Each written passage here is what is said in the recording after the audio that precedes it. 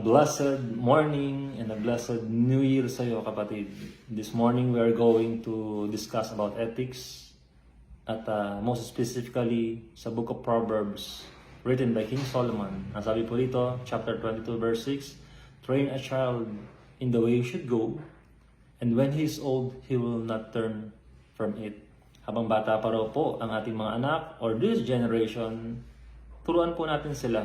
Kung kinakailangan, wag nating iurong ang ating pamalo upang tuwirin sila, upang makita nila ang kamalian, gawin po natin.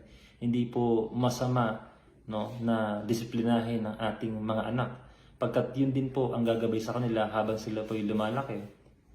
Gagawa sila ng mali, pag naalala lang sila itinawid at nasaktan minsan na dahil sa mali na yun, hindi po nilang gagawin, kundi pipiliin nila what is right or kung ano yung tama. Kaya naman sa atin, tinuturuan po tayo na disiplinahin natin itong mga batang ito, this generation, hindi masamang disiplinahin sila with moderation, with love. Let us pray. Father God, we thank you for this wonderful insights and truth about ethics.